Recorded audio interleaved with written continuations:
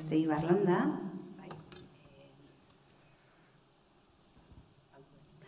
Hori da, Iritik At kooperatibako kideak, espazio publikoaren ikuspegia landuko du herri hezitzailearen ikuspegi batetik. Komunitatea eratzeko garaian, herrietako espazioaren antolamenduak duen garrantzia azalduko digu, eta herriak antolatzeko klabe batzutan sakonduz. Hala nola, mugikortasunean, kaleen berjabetzean, eta jolas ereduen berreskuratzean. Ibai, nahi dezunean. Kaixo egunon, eskerrik asko. Ongi entzuten da? Eskerrik asko, oinarriko proiektuko guztiei, eskerrik asko Nora. Ez dakit hori hitzartze bat izan den, edo poema luze bat. Mila esker benetan. Ni lurralde antolatzen eta ideiak antolatzen aritzen naiz, beraz ez da kontinuum bat izango. Agian nik estrukturatuago eta atera diren hainbat klabe modu antolatuago baten konpartitzen saiatuko naiz, bai, iruditzen zaigulako gure herriak antolatzeko garaian eta gure herrietan bizitza zentruan jarriz, pertsonak zentruan jarriz, haurrak zentruan jarriz, lan egiten dugunean, hainbat klabe garrantzitsu kontuan izatea ezinbestekoa dela. Eta gehiago, egoera hontan, nun berrartu behar ditugun atzeti dauzkagun esperientziak aurrera bidea egiteko, bai? Bost lerro estrategikotan zentratuko naiz, bai, saiatu zor, klabe batzuk ateratzen, adibide xumeren bat komentatzen, eta gero agian galderekin, ekarpenekin, osatzen jun daitekena. Egonalko ginake orduak eta orduak, gure herriak nola antola ditzakegun, gure herriak ezitzaile izateko nola diseinatu beharko genitun hitz egiten, eta 20 minututxo ordu erdi daukagunez, harira juten, eto eskematxo bat konpartitzen saiatuko nintzateke, gero zuek zuen herrietan, bakoitzak gure txokotik, bost lerro horietan lan egin dezagun, bai? Hortan zahartu aurretik, aipatzeko guretzako iritikaten gure herriak, herri hezitzaileak diseinatzeko, proiektatzeko, implementatzeko garaian, oinarri oso garrantzitsu batzuk dauzkagula, bat izango litzateke, aurren herria nahi badugu, aurren lurraldea nahi badugu, pertsonen lurraldean pentsatu behar degula, bai, pertsona guztien lurraldean, inklusiboak izango diren herrian, eta beraz gaurkoan estrapolazio edo orokortasun hortan saiatuko naiz murgiltzen, bai, ze herri eredu daukagu, pertsona oro, zaintza erdigunean, bizitza erdigunean, herri horiek sortzeko. Bigarrenik, askotan irigintzaz hitz egiten dugu, baina irigintzara burura datorkiguna da gure herrietako gogorra, lurra, azpigiturak, eraikinak. Aldiz, herrigintzaz aritzen garenean, etortzen zaigu biguna, harremanak, eraikuntza sozialak. Horregatik guk nahi duguna da, irigintza kontzeptutik haratago joan, hau da, gure lurraldea antolatu behar dugu, lurraldegintza edo tokigintza sustatu behar dugu, eta horrek 3 dimentsio ditu. Bat, gogorra, eta gogorrean badugu naturala, orografia, gure errekak, gure ibaiak, gure mendiak, base hori markatzen digutenak, badago ere gogorrean artifiziala, askotan irigintzarekin lotzen duguna, errepideak, azpigiturak, plazak, kaleak, bai?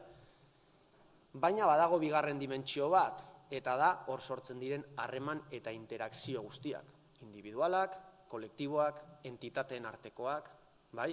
Harreman familiarrak, lagunak, instituzio publikoa eta komunitatearen artekoak, bai? Herrigintzarekin lotzen duguna. Lurralde antolamendua da gogor hori antolatzea, bigun hori antolatzea, eta nola ez bien uztarketa antolatzea, bai? Nun daude gauza gogorrak, nun daude kiroldegiak, nun daude lantokiak, nun daude eskolak, eta noraino jun bargara, nola harremantzen gara pertsonekin toki horietan, horra juteko bideetan, bai? Beraz, gu ari gara saiatzen eta konpartitzen irigintza kontzeptutik lurralde antolamendua edo herri antolamendua daukagula oinarri, eta baditugula gauza gogorrak antolatzeko moduak, gauza bigunak antolatzeko moduak, baina hor gure herria antolatzen ari garela, bai? Importante. Eta bi, lurralde hori eta herri horiek, gauzo horiek antolatzen ari garenean,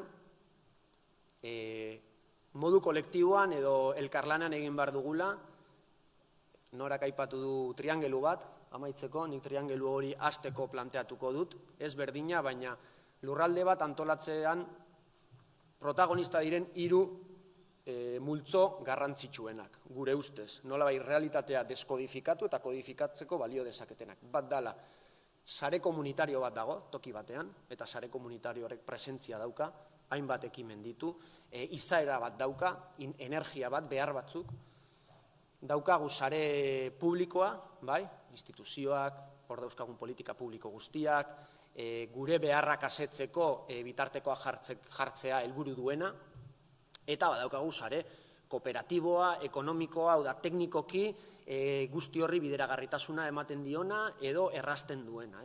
Gure ustez toki bat, herri bat, 3 erpin horiek osatzen dute eta 3 erpin horiek antolatzen dute. Beraz, ezinbestekoa da, planifikatzen ditugunean, bai lurralde antolatzeko sistema ekonomikoak, hezkuntza sistemak, elikadura sistemak, osasun sistemak, zaintza sistemak, ba, 3 erpin horien arteko kolaborazioa, estrategiak eta interbentzioak suertatzea. Gero eta integralagoak izateko planteatzen ditugun planifikazio, diseinu eta implementazioak. Eta 3.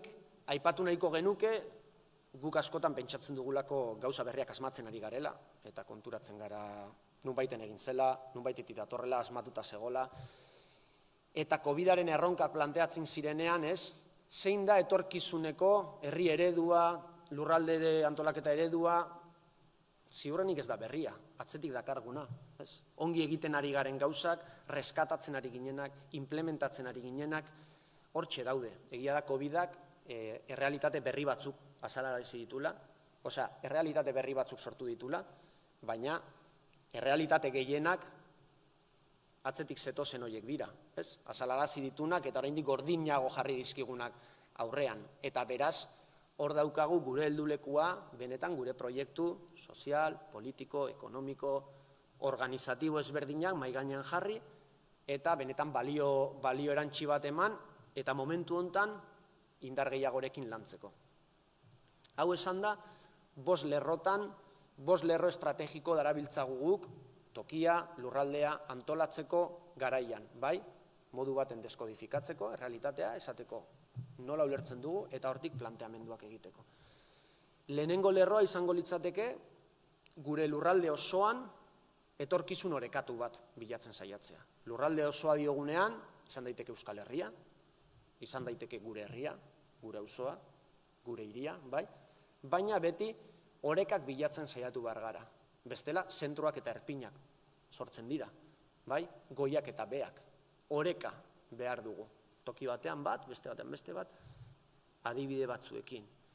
Nekazal eremua, nekazal mundua, hiri eremua, hiri mundua, bai? Euskal Herrian, gerota bereizketan handia daukagu, gerota jende gehiago bizi gara hiri inguruetan, eta gerota gehiago emango da, beraz, nola lortzen dugu oreka hori, etorkizunean. Euskal Herrian, baina berdina, Durangon, Usurbilen, eta beste hainbat tokitan, bai? Nekazaritza bultzatzea, nekazaritza ekoizpen ekologikoa bultzatzea, ekoizpen hori hirietara nola bideratzen den, nola banatzen den, nola kontsumitzen den sistema orekatuak, sistema justuak eraikitzea, lehen sektoreko merkatu, logiko, sozial bat artikulatzea, eta horren bitartez, 2 mundu horien arteko orekak bilatzea, bai? Adibidez. Adibidez, zerbitzuen deszentralizazioa, birdimentsionamendua, bai? Guk, publikotik, komunitatetik, baditugu zerbitzuak, oinarrizko beharrak asetzeko hainbat mekanismo. Zan daitekela hezkuntzari begira, osasunari begira, elikadurari begira. Dauzkagu, zentroak eta erpinak gure herrietan, nun dauzkagu gure zerbitzu guztiak. Osasun zentroak, eskolak, kultur espazioak. Joera da, zentroak bilakatzea, eta beraz lehen esan dugun oreka hori desorekatzea. Bai? Deszentralizatu ditzagun zerbitzu horiek. Saia gaitezen, auzoetan, herriko txoko ezberdinetan, Euskal Herriari begiratzen badiogu, bere zabaltasunean, zerbitzu horiek antolatzen. Ipatu da, udalbiltzaren laguntzaz, jardunaldi hauek, udalbiltzak adibidez, badiardu Euskal Herri mailan esaten, Nun falta dira zerbitzuak, nun despopulatzen da inguru bat hoien faltagatik, Pirineotan, Enkarterritan, bai, Jurramendiko eskualdean, eta jolas dezagun edo diseinatu dezagun denon artean zerbitzuen deszentralizazioa eta berdimentxonamendua, bai, COVID-ak edo COVID egoerak azalarazi du azken urtetako kapitalismoaren joera basati hori. Hau da, zerbitzu horiek gutxitzea, bai, Osakidetzan zenbat hogei dauzkagu ospitaletan, ez dakit, entzuten ditugu. Telebistan, murrizten doaz, orain konturatu gara zer ratio dauzkagun, berdina eskoletan, ez? Zenbat burbuia sortu behar dira, zenbat talde egin behar dira, baina zenbat irakasle daude, eta ze bitarteko jartzen dira, bai publikotik, bai komunitatetik, ratio horiek moldatzeko, birpentsatzeko, berplanteatzeko. Beraz, lehenengo lerro estrategikoa guretzako, lurralde osoaren etorkizun orekatua litzateke. Hartu nahi dugun eskala, auzoa, herria, eskualdea, Euskal Herria. Bigarrena litzateke, lurralde orekatu hori eraikiko baldin badugu, antolatuko baldin badugu, planifikatuta diseinatuko baldin badugu, zein da garapen eredua.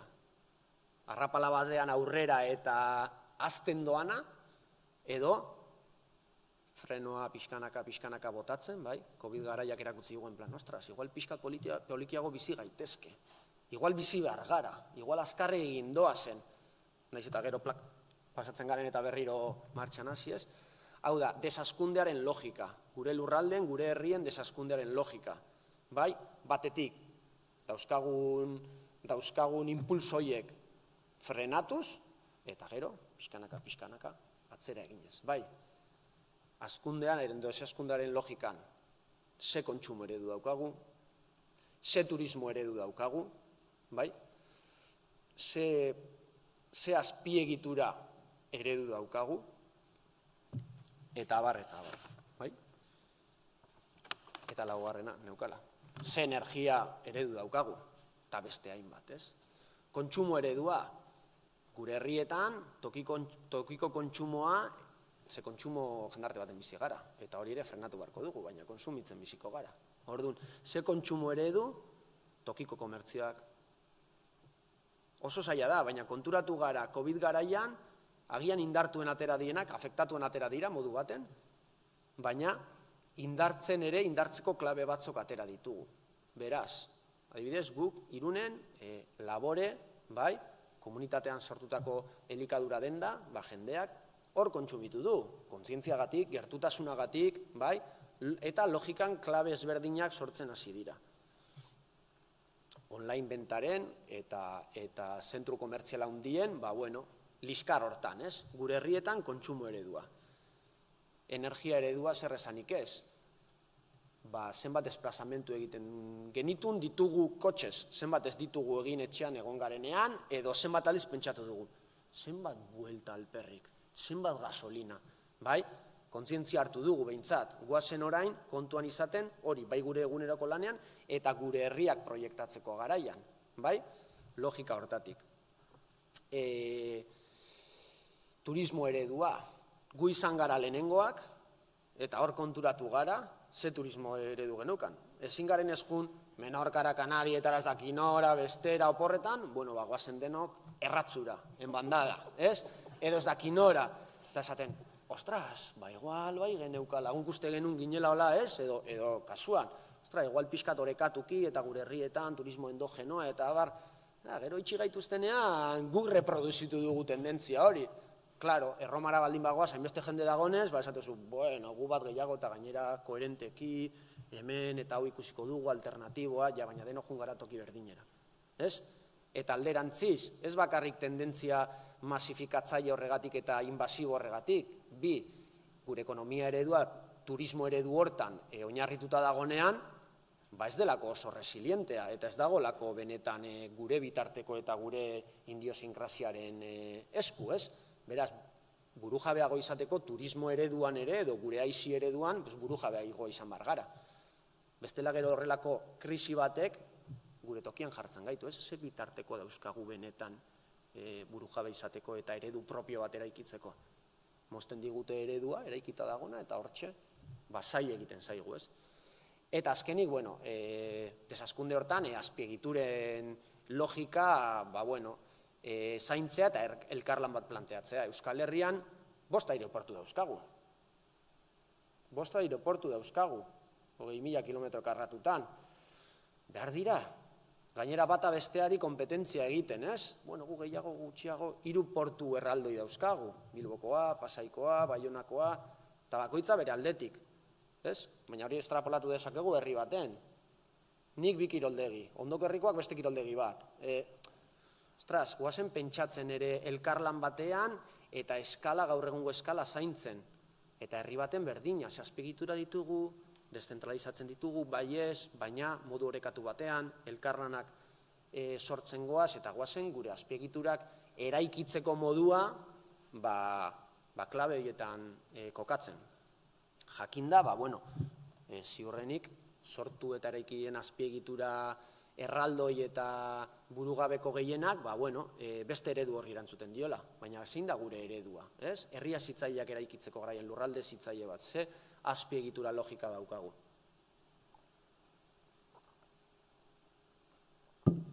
Ongi goaz? Bai, jarraitzen, bale. Hainbeste gauza, batzutan igual da gehiegi saltatzen nago, baina 3. klabea, importante eta jazten gara sartzen eta COVID-aren garaian argi ikusi dugu. Gure oinarrizko eskubideak eta beharrak, asetzeko beharrezko dauzkagun zerbitzuak desmerkantilizatzea. Direla, etxe bizitza, zaintza, elikadura, ura, argindarra, energia, bai? Nor kontrolatzen ditu horiek? Hau da, COVID garaian ikusi dugu, denok nunbaiten egon behar ginenean, hor konturatu gara denok etxe daukagula, eta horrezan dugu, ze etxe daukat, ez dauka lehiorik, ez dauka balkoirik, ez dakinok ez dauka etxerik, udaletan egon dira ere egoerak de, etxegabekoak, etxegabekoak, ostras, nun sartzen ditugu, zenbat etxe bizitza publiko dauzkagu pertsona horiek sartzeko, ez dauzkagu, bai batzuk, nun kudeatzen dira, patrimonion edo, irigintzan, ostras, nun daude etxe horiek, etxe bizitza, eskubide bada eta bere funtzioa da, pertsona orok gure bizitza individual eta kolektiboa desarrollatzeko bizitoki bat eukitzea eta segurtasun hori eukitzea. Beraz, etxe bizitzaren gaia merkatu logikatik eta merkatu kapitalistaren logikatik atera beharra daukagu, baldin eta herri hezitzaileak eraikitzeko edo antolatzeko garaian. Ze aurrek ere etxe bat behar dute, toki bat behar dute, baina familia horiek ere bai, eta mundu guztiak behar du, herri hezitzaile bat ez dute aurrek bakarrik eraikitzen, aipatzen zen, eraikitzen du, pertsiana konpontzera doanak, ogia saltzen duenak, azken finean, eta pertsona horiek segurtasun minimo bat behar dugu. Etxe bizitza, merkatu logikatik atera behar dugu gure herrietan. Eta badauzkagu, esperientzia ezberdinak, etxe bizitza publikoak, etxe bizitza komunitarioak, eta abar, bai. Importante, COVID garaian ikusi dugu, arrakala digitala. Gaur egun ja telekomunikaziokiko, gaur egun ja datuak gure gana iristea, ia ura gure gana iristea bezala da, elikadura gure gana iristea. Etxetan konfinatu gaituzte, hezkuntza, saiatu gara modu baten edo beste baten eramaten, gure harreman sozialak modu baten edo beste baten eramaten, informatuta egoten, beraz gaur egun ja gure gana iristen den datu txorro hori, telekomunikazio azpiegitura, ja beharrezko, oinarrizko behar bat bilakatzen ari da. Eta hor ikusi dugu, nordan pobre behar horietan. Arrakala digital bat sortu da, basegon baina ikusi dugu, eta hor egon dira proiektu ezberdinak, bai administrazio edo nolabait sare publikotik, eta baita sare kooperatibotik, hor daukagu Izarkon kooperatibaren adibidea, eta beste asko jongo ziren. Benga, zer behar dugu interneta, ze aurrek behar dabe, nola iten dugu, udalak, eskolekin batera eskaerak egiten, bitarteko material horiek dauzkatenak, kasuntan kooperatiba batzuk, edo enpresa batzuk, bitarteko horiek jartzen, hau da, ez baldin badaukagu materialitate hori eraikita, berdina elikadurarekin, elikadura ez balitz iritsiko, ez bale dudeke denda txiki horiek gure etxe ondoan, ezingo genuke jan, beraz, materialidade hori, zerbitzu horiek, lortu behar dugu komunitatearenak eta publikoak izatea, edo publikoak eta komunitatearenak izatea. Horrek eman bogo bai digu resilientzia, egoera, gure territorioa eraikitzen jun eta gure herrietan buru jabe izaten juteko. Berdina zaintza, Covid garaian zaintza, ez, helduak ezin dira etxetik atera, aurrak ezin dira etxetik atera, ja, eta nola sustengatzen da hau? Bueno, zaintza sare horiek, komunitatetik, publikotik, sustatu direnak, eta ziurrenik gero, dauzkagunez bi udalerritako esperientziak, entzun ahal izango ditugunak, edo galdetu ahal izango ditugunak, ez? Zaintza merkatutik atera eta publiko komunitario kooperatiboa bilakatzearena, ezinbesteko. Eta berdina, energia, ura, ze jendeak bere tabernak itxi behar izan ditu, edo etxean geratu behar izan gara, edo ertean gaude, baina norbaitek argindarra igual kobratu digu, bai? Eta enpresa horiek ari dira nonbaitetik jasotzen dirua, eta bestetik lapurtzen dirua, bai? Ze denok baldin bagaude pandemian eta denok baldin bagaude krisian, denok jarri beharko dugu pikin bat. Izarkomek jarri duen bezala, ez dakiz eudale jarri duen bezala, baina noren esku daude ura, noren esku dago energia, bai? Eta bitarteko horiek, hau da, gure oinarrizko beharrak asetzeko dauzkagun edo antolatu behar ditugun zerbitzu horiek gure herrietan, gure eskualdetan, Euskal Herrian, buru jabe izan bargara, ze bestela ez ditugu erramintak izango, edo zein egoeratan aurre egiteko benetan materialidade hortatik, eguneroko beharren materialitatetik. Eta hortarako, enpresa publiko komunitario kooperatiboak, hortarako sortzen herrietan juten goazen kanalizazio berri horiek publikoak izatea, bai dela zuntza, bai dela elektrizitatea, bai dela eta abar, bai. Horrek emango digu, egoeraz egoera, gero eta resilienteago eta gero eta buru jabeago izateko bitarteko materialak. Lurraldearen oreka, desaskundea, zerbitzu horiek gure esku egotea, merkatutik kanpo, publiko, kooperatibo, komunitarioak izatea. Laugarren lerroa,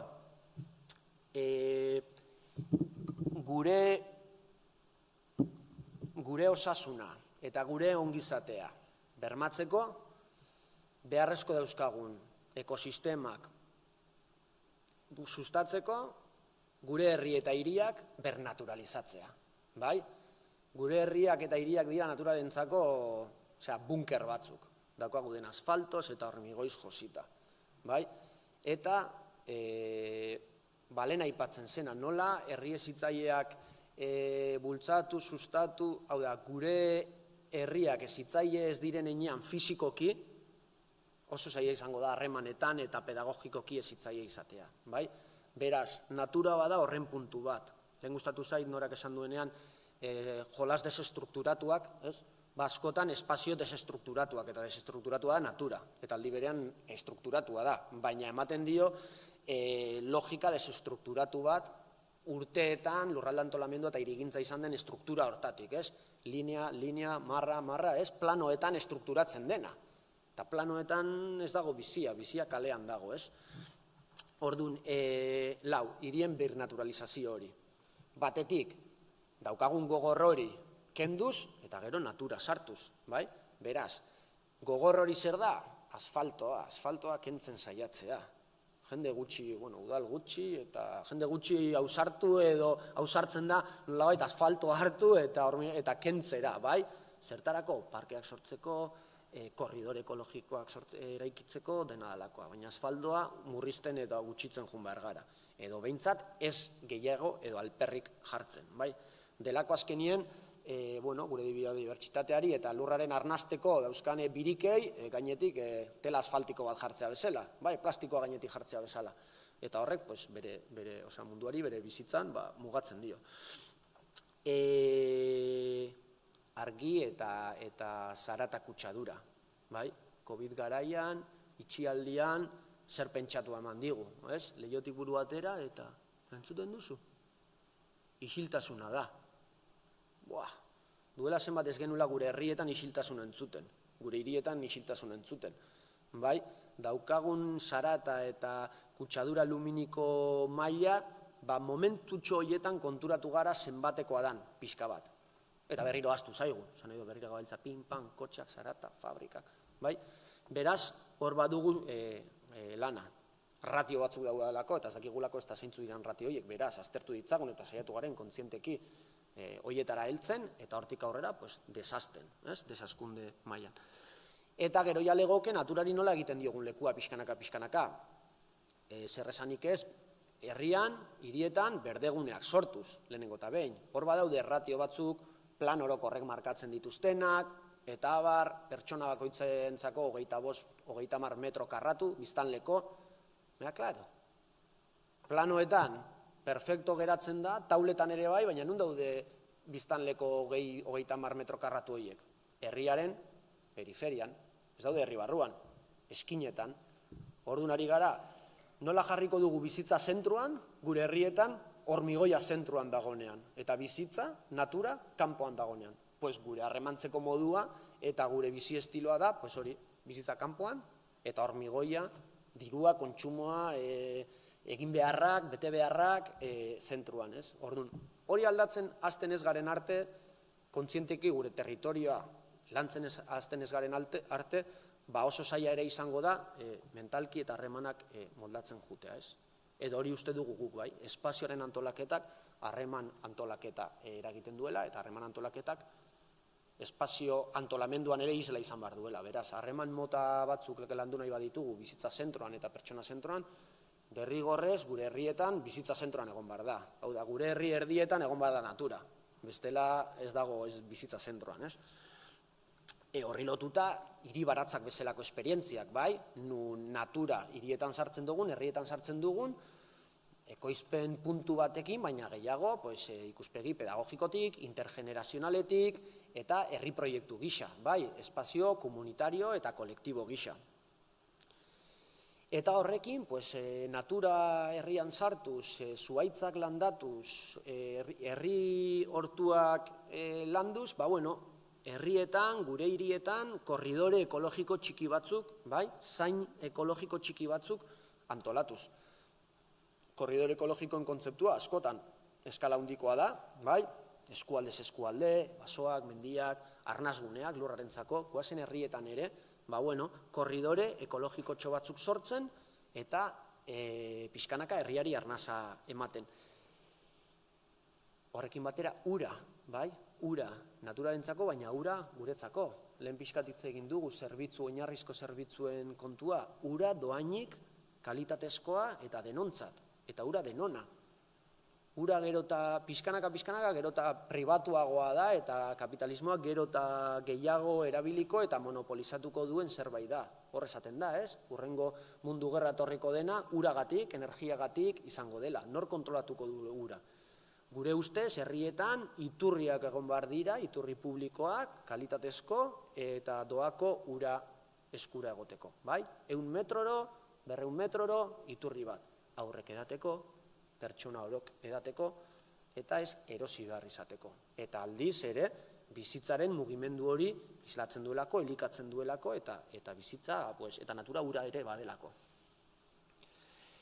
Eta azkenik, gerriko agroekologikoen kontzeptua, adibidea, hau da, herriak eta hiriak, erdian eta barruan, arnasguneak eta natura izan behar duen bezala, inguruetan ere, eraztun, berde batzuk izan behar dituzte, ez mugagabe azteko, eta muga batzuk planteatzeko. Eta muga horietan, nekazal eremu eta herri eremu, hiri eremuen artean, gauzak gertatzen diren eta interesgarri eta gainera diseinatuak diren gauza horiek gertatzeko. Nekazaritzako ekoizpenak, aisialdeirako guneak, ez kanpoan bakarri, baina kanpoan ere, eraztun ban nun gure herriak delimitatzen dituzten, porque bestela pentsatzen duguna da, gure herriak hasi behar dira, gero eta gehiago, beste laurenu etxe bizitza, beste eta poligono industrial, eske plan orokorrak esaten du, ja, klaro, plan orokorrak egin behar diren moduan ere egin beharko liratezke. Batzutan, udaletan daukagu tokatu zaiguna, eta beste batzutan tokatzen zaigu plan orokor horiek impulsatzea. Beraz, 5 lerro hauetan lan egitea klabe iruditzen zaigu horregatik, ez? Eta azkeneko lerro estrategiko garrantzitsua, eta agian, herri jazitzaileei begira, eta eskala mikroan, pista asko ematen dizkiguna, mugikortasunaren berrantolaketa, eta kaleen berjabetzea, Beste agabe ez daukana zentzurik, eta horregatik gaur ere ez genuen tarte hortan edo lerro hortan gehiegi sakonduna. Iruditzen zaigulako beste guzti aldatzen ez dugun bitartean gure kaleetan aldugula lau espaloi aldatu eta 2 errepide mugitu, baina baina kapitalismoak garamatzan eredua buelta ematen ez baldin badiogu, edo usten ez baldin badiogu, zaila izango dela mugikortasun eredua eta kaleaz berjabetzea, ez? Horrekin, auto eta motoen mugimendu guzti hori murriztea, bai? Eta murriztea, baina ratio batzuk bilatuz, bai? Eta benetan helburu konkretu batzuk jarriz, ze oso erresa da esatea, kotxen eta motoen zirkulazioa gutxitu, zenbat gutxitu. Bai, guazen gure udaletan, gure udalerrietan lan hori egiten, bai instituziotik eta bai komunitatetik, benetan kontzienteki pauso horiek ematera, transporte publikoaren eta txirrindaren mesedetan, bai, transporte publikoa, bai herriz herri, eskualdez eskualde, eta txirrinda. Txirrindarako ja udalerrietan proposamen zehatzak egin behar ditugu. Eta danok gainera neurri zehatzak hartu behar ditugu. Komunitatetik, kooperatibetatik, udaletatik, bai, pixkanaka neurri batzuk hartzen hasi behar ditugu. 25, 30.000 biztanletik berako udaletan, diru laguntzak, txirrindak sustatzeko, txirrindak berriztatzeko, eta importante, errepideetan bidegorriak bai, baina errepideak txirrindentzako izan behar dira. Izango dalako modu bakarrak kotxek serio hartzeko, pixkanaka ez dela haien zona errepidea baizik, eta konbibitu behar dutela. Ze bestela da betikoa, txirrindak iskinan eta kotxa bere metro guztiekin. Hori aldatu beharra daukagu. Eta 30.000 biztanletik gorako herri jakasi hirietan, ze herri hiri dira, txirrinda publikoaren sistemak, bai, ezagutzen ditugu gure inguruko herri handietan, ez dakit, hirietan ja bai, gure txirrinda publikoak, tarifa batzuk, eta horren arabera, hori erabili, toki baten hartu, beste baten utzi, baina importante, errepidetatik txirrindetan hiltzea, bai, eta txirrindek prioritate izatea errepide horietan, mintzat herri barruan. Bai, zenbat noa ba. Oipai, barkatu. Eta bueno, azkeneko kontuak, espazio publikoa, plazak eta kaleak. Lehen aipatu den bezala, gustatu zait, material desestrukturatuak, kaleak eta plazak ere desestrukturatuak izan behar dira. Azken finean, hor gauzak gertatzeko eta imaginazioz aritzeko bai aurrak, baina bai gu, kontinuum bat izan behar dira, nundan toki bat harremantzeko, egoteko, aisialdirako, jolasteko, divertitzeko, bai, eta ez, hemen ere mutxo bat jolasteko, hemen gure xahartxoak jartzeko 3 banku, hemen belargunetxo bat hor txakurrentzako, bai, izan behar dira, espazio batzuk nun imaginaziorako aukera eman behar duten, harreman librerako aukera eman behar duten, eta orain inoz baino gehiago, plaza publikoan aritzeko eta representazio publiko anitz, herriko anitz hori ikusiko diren espazioak izan behar dute. Aipatu ditugu 5 lerro estrategiko, bakoitzean 1000 gauzatxo daude, baina behintzat esateko gure herriak antolatzeko garaian 6 ikuspegirekin lan egin behar dugu. Lurraldearen oreka, desazkundea, zerbitzuen desmerkantilizazioa, herrien bernaturalizazioa, eta mugikortasunaren berrantolaketa, eta kalen berjabetzea. Momentu hontan aukera asko dauzkagu, eredu berriak planteatu, eredu zaharrak hartu eta neurriak planteatzeko, eta gure herrietan beste bizimodu eta beste egiteko modu batzuk martxan jartzeko. Eta hori litzateke. Eskerrik asko.